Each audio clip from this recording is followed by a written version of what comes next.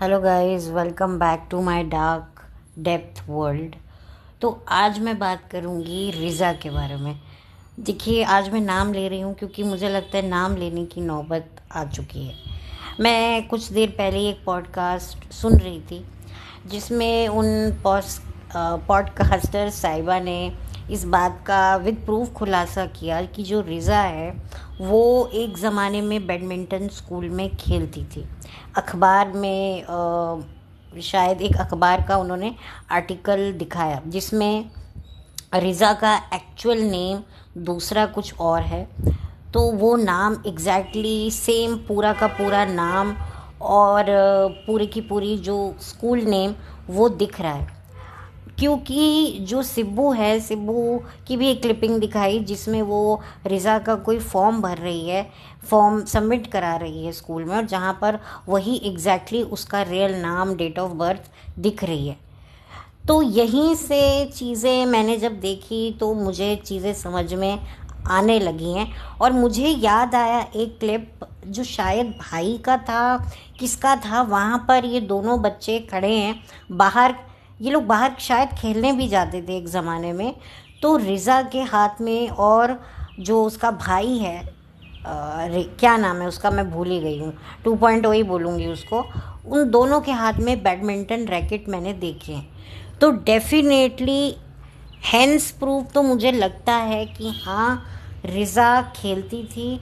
और मैं भी ना कभी कभी सोचती थी कि ये रिज़ा रेहान अब नीचे क्यों नहीं जाते।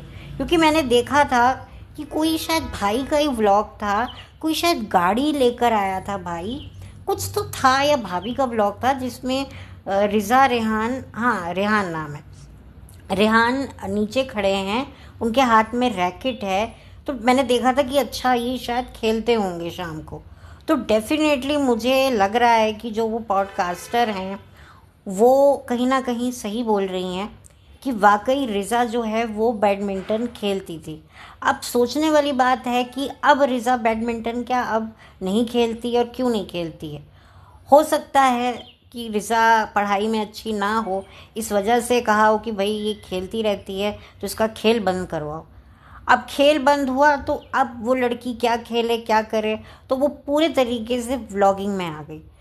तो मुझे जहाँ तक लगता है कि शायद पढ़ाई के चलते, क्योंकि उसको 2 साल पीछे करवाया, और जो जिस तरह की जो सिब्बू जो एक्सप्लेनेशन देती है, तो इससे साफ पता चलता है कि जो रिज़ा है उसका शायद पढ़ाई में शुरू से मन नहीं लगता था, लेकिन उसको खेल कूद में काफ़ी इंटरेस्ट था। अब उसका छुड़वा दिया गया। तो मैं अब सिब्बू से यही कहना चाहूँगी कि तुम एज अ गार्डियन बनती हो तो तुम्हें उसका खेल कूद वापस से शुरू करवाना चाहिए। क्योंकि जितना वो उछल कूद करेगी उसके पेनक्रियाज काम करेंगे, और वो बहुत अच्छा जो है अपना जो शेप है वो मेंटेन कर पाएगी, जिसके लिए वो स्ट्रगल कर रही है, डाइटिंग कर रही है।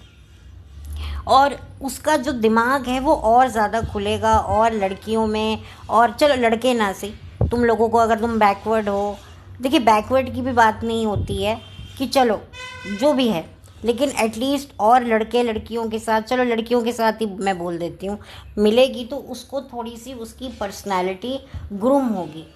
तुम खुद भी खेलो सिब्बू, तुम्हें जितना उछल कूदने की अब तुम्हें ज़रूरत है, तुम्हें तो सबसे ज़्यादा वेट लॉस करने की ज़रूरत है, क्योंकि तुम्हें प्रेग्नेंट होना है, तुम अपना इलाज करवा रही हो, तो तुम्हारे लिए उछल कूद बहुत ज़्यादा ज़रूरी है। और you need to be buck up. तुम्हें अब अपने, कहते हैं ना, वो इंग्लिश में भी एक कहावत है, क्या कहावत है कि अपने शू लेसेस टाइट कर लो, क्या बोलते हैं, pull up your socks, yes pull up your socks. तुम्हें अब सबसे ज़्यादा तुम वेट रिड्यूस करोगी तो और भी ज़्यादा सही होगा। तुम भागोगी दौड़ोगी तो तुम्हारी ही बॉडी में जो इतना एक्स्ट्रा मास आ रहा है वो कैसे मेल्ट होगा। देखिए, मैं यहाँ बॉडी शेमिंग नहीं कर रही हूँ, मैं रिज़ा के लिए बात करूँ, क्योंकि रिज़ा अभी बहुत यंग है। बहुत यंग एज में अगर आपको कोई डिज़ीज़ लग जाती है तो आपके लिए फिर बहुत सारे अच्छी अच्छी अपॉर्चुनिटीज़ बंद होने लग जाती हैं। देखिए, एक एज वाइज सबको बीमारियाँ आती हैं, मैं मानती हूँ, लेकिन जब आपकी यंग एज है, अगर उसमें भी आपको हेल्थ इश्यूज़ आ गए तो फिर आप कैसे इतनी पहाड़ जैसी ज़िंदगी है, उसको बहुत डिफ़िकल्ट होता है।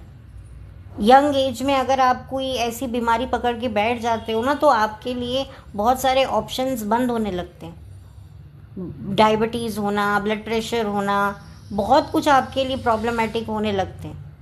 तो यंग एज तो खेल कूद की इसलिए नहीं कहते कि खेलना कूदना बहुत ज़रूरी होता है। तो मैं तो ये चाहूँगी कि रिज़ा वापस से बैडमिंटन खेले, क्योंकि अब रिज़ा कहीं भी नहीं जाती है। रिज़ा सिर्फ 4 दीवारी में बंद रहती है, नीचे बैठी रहती है, आप देखिए खाती रहती है। जाहिर सी बात है वो बेचारी क्या करेगी। देखो जो इंसान खाली बैठा हुआ होता है ना, उसका फिर ध्यान खाने में ही जाता है। जो इंसान काम करता रहता है, जिसका दिमाग काम में बिजी रहता है, ना वो उल्टे सीधे ख्यालात उसके दिमाग में आते हैं, ना ही उसको किसी सोच में वो जाता है। वो बहुत ज़्यादा उसकी लाइफ में कंस्ट्रक्टिव क्रिएटिविटी बनी रहती। कहते हैं ना, busy bee has no time for sorrow. ये जो कहावतें हैं, ये कहावतें सिर्फ टशन मारने के लिए नहीं बनी है, किसी को नीचा दिखाने के लिए। इनका एक महत्व है। तो रिज़ा को अपनी आप पर थोड़ा सा स्टैंड लेना चाहिए कि मैं खेलना चाहती हूँ। तुम चेस खेलो, तुम जो तुम्हारे पॉसिबिलिटी है, तुम घर से थोड़ा और निकलो। तुम ये सिब्बू आपी देखो, सिब्बू आपी तुम्हारे लिए तब तक है जब तक उसका खुद का बच्चा नहीं हो जाता। देखो ठीक है, फैमिली में हाँ सब एक दूसरे को सपोर्ट करते मैं मानती हूँ, लेकिन अपनी खुद की भी लाइफ होती है। जब एक सगी माँ को कहा जाता है कि भाई क्या तुम सारा दिन बच्चे में लगी रहती हो, अपनी ग्रूमिंग करो, अपने आप को टाइम दो। जैसे इनकी भाभी को लोग कहते हैं कि तुम कंघी तक करती नहीं हो, ऐसा क्या तुम बच्चे में पागल हुई हो। और भी तो माएँ बनती हैं, क्या वो अपने आप को ग्रूम करना छोड़ देती हैं? तो तुम एक सिब्बू आपी के पीछे तुम पागल हुई हो। अरे भाई वो क्या है, उसकी तो शादी हो गई, उसने तो चलो अपनी एक यंग एज में उसने भी देखो लाइफ एंजॉय की होगी। तुम क्या कर रही हो? घर में बैठकर तुम कुछ नहीं कर रही हो। तुम्हारा बस है कि तुम रील्स देखती रहो, तुम खाने बनाती रहो। ये नहीं होगा ना। और यही कारण है कि उसका ध्यान ये बैडमिंटन से हटा है तो कुकिंग की तरफ आया। अब ये अगर इन्होंने उसका जो बैडमिंटन है वो किसी रूढ़िवादी सोच की वजह से छुड़वाया है कि भाई लड़कियों को ये नहीं करना चाहिए, तो भैया मैं क्या बोलूँ इस फैमिली को।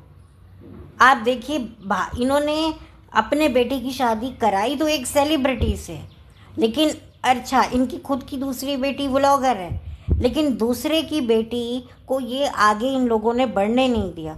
अगर वाकई वो लड़की वही है जिसका नाम अखबार में आया है, मैं तो कहती हूँ कि उसको तो और आगे तुम्हें इनकरेज करना चाहिए।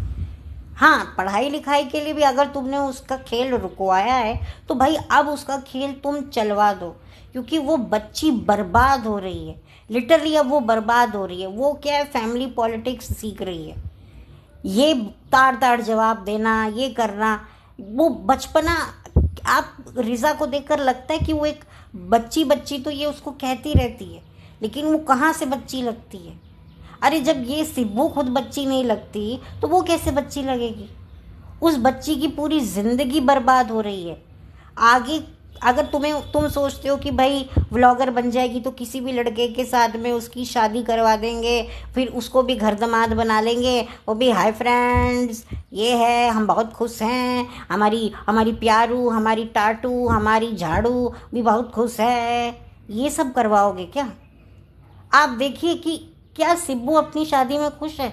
नहीं, वो भी खुश नहीं होगी। उसको भी अपने पति को चढ़ावे चढ़ाने पड़ते होंगे, तब जाकर उसका पति आगे पीछे घूमता है। और फिर अब उसका बच्चा नहीं हो रहा है तो वो और भी ज़्यादा स्ट्रेस में कि कहीं दूजा ब्याह ना कर ले। आप समझ रहे हैं ना। तो ये बहुत बड़ी एक, मुझे बड़ा गुस्सा भी आया कि भाई उस लड़की से उसका हुनर छीन लिया। ये होते हैं। मैं खुद एक ऐसे एटमॉस्फेयर से ताल्लुक़ रखती हूँ कि जहाँ पर लड़कियों को जूडो कराटे नहीं सिखाया जाता, ये कहकर कि भाई इधर उधर हाथ लगाएंगे हमें अच्छा नहीं लगेगा, तो लड़कियों को क्या सिखाने की ज़रूरत है। लड़का सीख रहा है, काफ़ी है। अब क्या है, अब वो लड़की बड़ी हो गई, शादी में प्रॉब्लम आ गई, सेपरेटेड हो गई, तो हाँ जी अब उसको हर चीज़, अब वो लड़की गाड़ी भी चलाती है, नौकरी भी करती है। लेकिन अगर वो शुरू से ही एक स्ट्रॉन्ग लाइफ जीती तो क्या होता, तो फिर बात कुछ और होती ना। लेकिन नहीं जी, लड़कियों को क्या है जी, सिलाई मशीन चलाना सिखाओ, थोड़ी बहुत गार्डनिंग करनी सिखाओ, ये करना सिखाओ, वो करना सिखाओ, केक बनाना सिखाओ। लड़कियों के लिए तो काफ़ी होता है, कॉलेज जाएगी तो लड़के पीछे पड़ जाएंगे। मैं खुद ऐसे माहौल से हूँ, मुझे पता है कि कितना बड़ा फ़र्क किया जाता है। ठीक है, थोड़ा बहुत पढ़ा लिखा देते हैं, लेकिन कहते हैं भाई शादी करो। हर चीज़ का मैं जहाँ से ताल्लुक़ रखती हूँ वहाँ पर हर बीमारी का इलाज शादी है, और अगर शादी में कोई भूचाल आ जाए तो उसका इलाज बच्चा है। शादी होती नहीं है कि अगले दिन से माँ शोर मचाने लगती है, बच्चा करो, बच्चा करो, बच्चा बच्चा बच्चा करो। मैं खुद ऐसे माहौल से हूँ और मुझे पता है लड़कियों को बहुत ज़्यादा दबाया जाता है। लड़कियों को अब तो खैर, जब मैं क्या बोलूँ, मैं बोलना नहीं चाहती हूँ, लेकिन मैंने खुद ने देखा है। मेरी ही एक साथ की हम उम्र लड़की जो मुझसे शायद एक आधा साल ही छोटी होगी, उसके भी लाइफ में इतने प्रॉब्लम्स थे, उसको कभी अपने खुद के माँ बाप से प्यार नहीं मिला। फिर क्या किया, जाहिर सी बात है, फिर उसका कहीं और अफेयर हो गया तो माँ बाप ने छुड़वा कर कि नहीं नहीं, लड़का ये है, हमारे ही तो टुकड़ों पे पलता है ऑलरेडी, मतलब एक अच्छी उसका नहीं था, आप समझ जाइए। फिर ठीक है, चलो वो माँ बाप सही होंगे। फिर उसके बाद लड़की इतनी डिप्रेशन में आ जाती है कि फिर क्या होता है जी, थोड़ा बहुत उसको इलाज वगैरह करवा कर जी उसकी शादी करवा दी। भाई सबने कहा भाई इसकी शादी होगी, इसकी मंगनी होगी, सब ठीक हो जाएगा। अब वही हुआ, अब उसको मिला एक लालची लड़का कि भाई उसके आसपास सिचुएशन देखकर जी उसने शादी कर ली। लेकिन शादी के बाद अब क्या हुआ क्या नहीं हुआ, वो लड़की वापस आ गई, क्योंकि उस लड़की के माँ बाप की कभी आपस में बनी नहीं।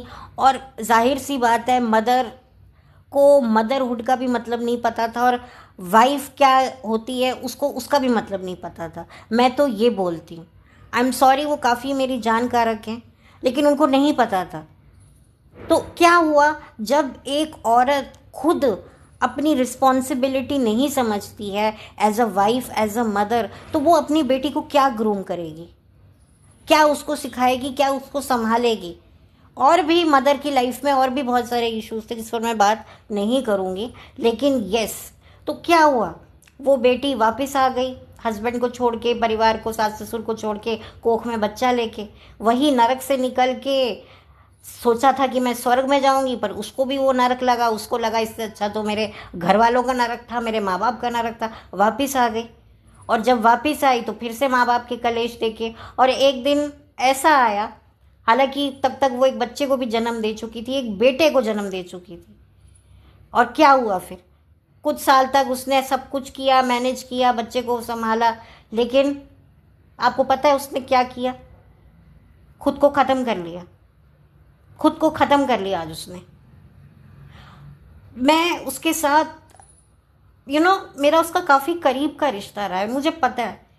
मैं इतनी ज़्यादा शॉक्ड में चली गई जब मुझे पता चला कि अब वो इस दुनिया में नहीं है। और उससे भी बड़ी बात, उसने खुद को नुकसान पहुंचा लिया, क्योंकि वो इतनी ज़्यादा डिप्रेस थी, वो डिप्रेशन की गोलियां भी खा रही थी, और कहा जाता है कि उसने कुछ टाइम के लिए मेडिसिन बंद भी कर दी थी, जिसके बारे में उसकी माँ को पता भी नहीं था। तो आप सोच सकते हैं कि ये माँ बाप बच्चा पैदा तो कर लेते हैं, लेकिन बच्चे को नहीं संभाल पाते। और लड़कियों को बेसिकली कहते तो हैं भाई सब कुछ तेरा है, तू ये कर ले वो कर ले, लेकिन जब बच्चा कुछ करने जाता है ना तो माँ बाप के हाथ पैर ठंडे हो जाते हैं। अच्छा तो फिर ये कौन करेगा। और जबकि उस लड़की की एक सिबलिंग थी जिसको एक हेल्थ इशू था बाय बर्थ, तो आप सोचिए उस पर और भी रिस्पॉन्सिबिलिटी थी। लेकिन माँ बाप ने उसकी इमोशन को कि नहीं ये तो हमारा बच्चा नॉर्मल है, तो हम इसको नॉर्मली इसकी मनचाही कोई चीज़ करने दें, इसको प्यार दें कि कहीं इसकी साइकोलॉजी ना ख़राब हो जाए, वो माँ बाप ने नहीं देखी। और क्या हुआ, वो लड़की इस दुनिया से चली गई, साल बाद उसके फादर उसके उस गम में वो भी चले गए।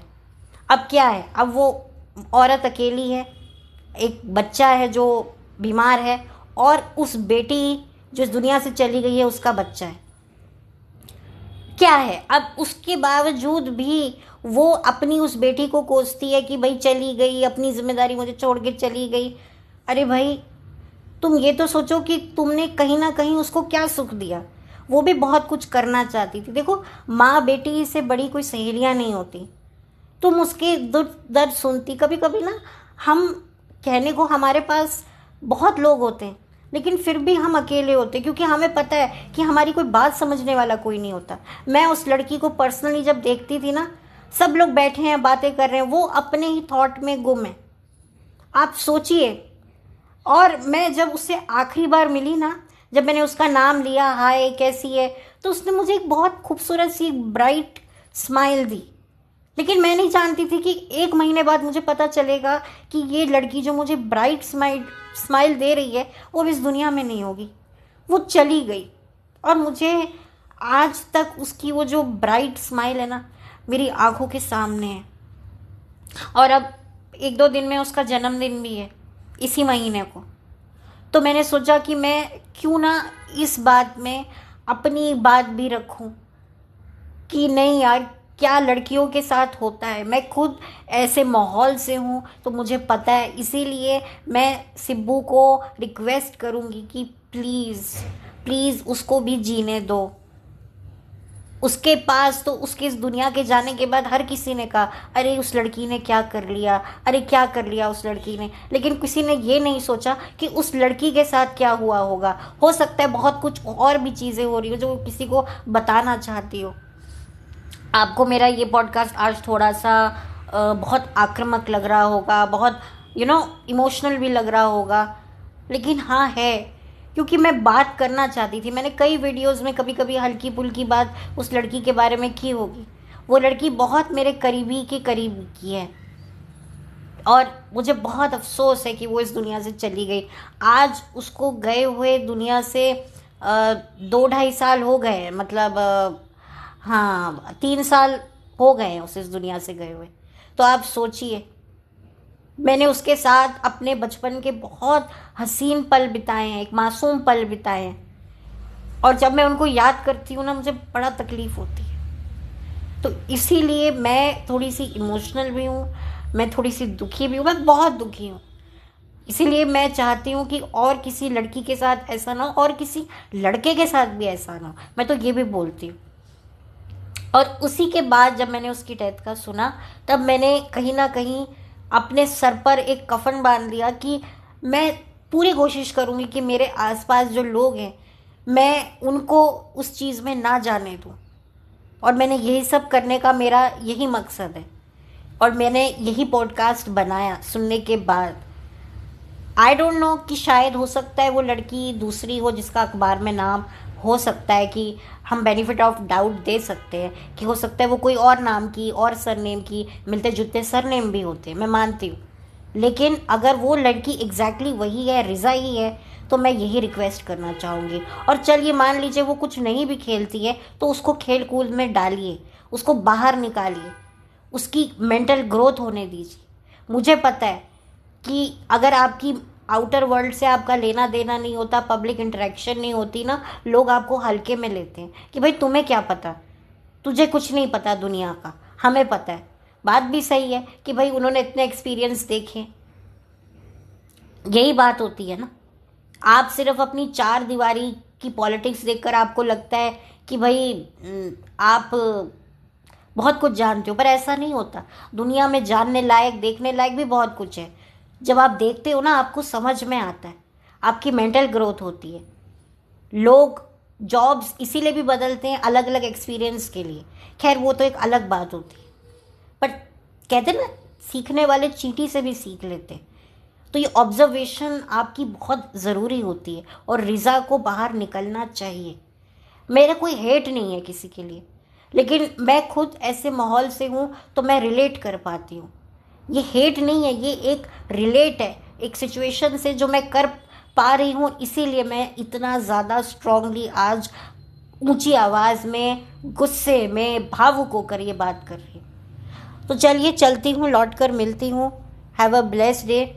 और उस लड़की को भी मैं, पता नहीं वो कहाँ है, अब उसको इस दुनिया से गए हुए बहुत साल हो गए, 3 साल हो गए, बट मैं उसके लिए भी यही, एज अ उसका बर्थडे आने वाला है तो एज अ गिफ्ट मैं उसके लिए ये करना चाहती थी। मेरा बहुत ज़्यादा मन था कि मैं उसके लिए ये कुछ करूं। तो wishing her a very happy birthday dear. तुम जहाँ भी रहो तुम्हारी आत्मा को सुकून मिले, और जो भी तुम्हारे ख्वाब थे, जो भी तुम्हारी हसरतें थी, तमन्नाएं थी, जो पूरी होकर भी पूरी नहीं हुई, वो तुम्हें मिले। और बस, थैंक यू सो मच मुझे इतनी अच्छी मेमोरी देने के लिए। So yeah bye, take care and thank you so much.